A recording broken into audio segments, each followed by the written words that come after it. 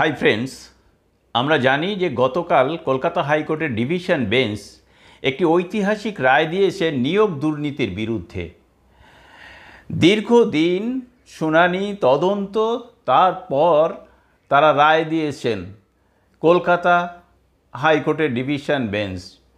তো সেই নিয়োগ দুর্নীতি 2016 সালের এসএসসির যেটি নবম দশম একাদশ দ্বাদশ এবং গ্রুপ সি ডি বিভিন্ন যে নিয়োগ হয়েছে, বিভিন্ন দপ্তরে যে নিয়োগ হয়েছে, শিক্ষার নিয়োগ হয়েছে, সেই নিয়োগের দুর্নীতি কত প্রকারে হয়েছে তারই একটি তালিকা তুলে দিয়েছে হাইকোর্ট তার রায়ে কপিতে, বা হাইকোর্ট তার রায়ে জানিয়ে দিয়েছে। সেই তালিকায় দেখা যাচ্ছে যে 17 রকম পদ্ধতিতে এই নিয়োগের দুর্নীতি হয়েছে।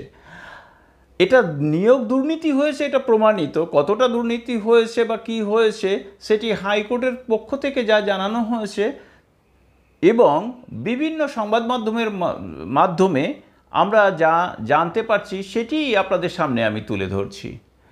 দেখুন, 17 পন্থায় নিয়োগে দুর্নীতি চিহ্নিত করলো হাইকোর্ট। তাহলে 17 রকম পদ্ধতিতে এই নিয়োগ দুর্নীতি হয়েছে, একটি দুটি নয়। কি কি 17 রকম পদ্ধতি? তো দেখুন, আমরা কিন্তু জেনে গেছি যে শিক্ষক নিয়োগের ক্ষেত্রে এই দুর্নীতি। তো নিয়োগ কিভাবে হয়? প্রথমে একটি পরীক্ষা হয়, সেই পরীক্ষায় যারা পাশ করে তারপরে তাদের ইন্টারভিউ হয় এবং সেই ইন্টারভিউ মার্কস পরীক্ষায় লিখিত পরীক্ষার প্রাপ্ত মার্কসের সঙ্গে যুক্ত হয় শিক্ষাগত যোগ্যতার মার্কস। তারপরে ফাইনাল প্যানেল তৈরি হয়, তারপরে যায় সবার কাছে নিয়োগপত্র এবং তারা নিযুক্ত হন। তো এই পদ্ধতিগুলো কিভাবে এই যে পদ্ধতির মধ্যেই গলদ ঢুকে পড়েছে সেটাই কিন্তু এই 17 রকম পদ্ধতিতে দেখানো হচ্ছে। আমি এক এক করে পড়ছি আপনাদের সামনে। 1 নম্বরে, ওএমআর শিট স্ক্যান এবং মূল্যায়নের জন্য নাইসা নামের একটি সংস্থাকে এসএসসি বরাত দিয়েছিল। তাদের টেন্ডার দেওয়া হয়। নিয়োগ প্রক্রিয়ায় এমন পদক্ষেপ সংবিধানের 14 ও 16 নম্বর অনুচ্ছেদ লঙ্ঘন করেছে। নাইসা আবার অন্য একটি সংস্থাকে স্ক্যানের কাজ করতে দেয়। 2 নম্বরে, 3 নম্বর, এসএসসি দপ্তরে ওএমআর শিট স্ক্যান করে ওই সংস্থা, অথচ এসএসসি কিন্তু ওই সংস্থাকে দায়িত্ব দেয়নি, ফলে টেন্ডার করার পরেও বিষয়টি বেআইনি থেকে যায়। 4 নম্বর, ওএমআর শিটের আসল কপি এসএসসি নষ্ট করে দেয়। সেক্ষেত্রে ওএমআর শিটের মিরর ইমেজ এসএসসির সার্ভারে সংরক্ষিত থাকার কথা। ওএমআর শিট কি না, সংক্ষেপে বলতে গেলে চাকুরি প্রার্থীরা চাকরি পাওয়ার জন্য যে লিখিত পরীক্ষা দিয়েছে সেই লিখিত পরীক্ষার খাতা, সেই ওএমআর শিট থেকে যে পরীক্ষা করে তার নম্বর বাছাই করতে হয়।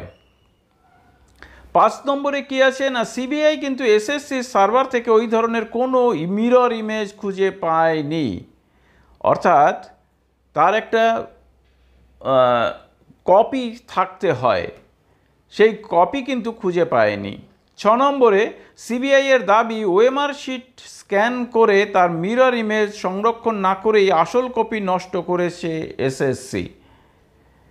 ওএমআর শিট স্ক্যান করে তার মিরর ইমেজ সংরক্ষণ না করে আসল কপি নষ্ট করেছে এসএসসি। 7 নম্বরে কি বলছে, এসএসসি আবার তথ্য জানার অধিকার আইনে 2018 থেকে 23 সাল পর্যন্ত আবেদনকারীদের স্ক্যান ওএমআর শিট দেখায়। এসএসসি জানায় তাদের ডাটাবেস থেকেই এগুলো দেওয়া হয়েছে, কিন্তু সিবিআই এসএসসি সার্ভার থেকে কিছুই পায়নি। এইটা একটি দুর্নীতির মধ্যে রাখা হয়েছে।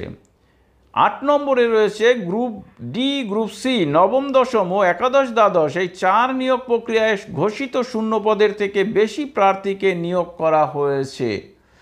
তো আমরা জানি যে যখনই পরীক্ষার কথা ঘোষণা করা হয় তখনই একটা নির্দিষ্ট সংখ্যা নিয়োগের যে সিট সংখ্যা থাকে সেটি বলে দেয়া হয়, কিন্তু দেখা গেছে যে সেই সিট সংখ্যার বেশি, অর্থাৎ নির্দিষ্ট যে পদ থাকে সেই পদের বেশি নিয়োগ দেয়া হয়েছে।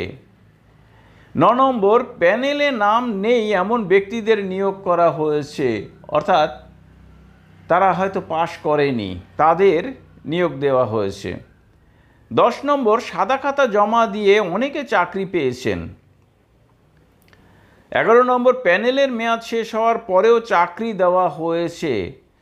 তো প্রত্যেক চাকরির ক্ষেত্রেই একটা নির্দিষ্ট পরীক্ষা, তারপরে ফাইনাল প্যানেল বেরোনো, এবং তারপরে তাদের যে সমস্ত পরীক্ষার্থী পাশ করেছে বা বৈধ হয়েছে বা উত্তীর্ণ হয়েছে তাদের নিয়োগ দেওয়া, এর একটি নির্দিষ্ট সময় থাকে। সেই সময়টি পর ওই প্যানেলটি অবৈধ হয়ে যায়।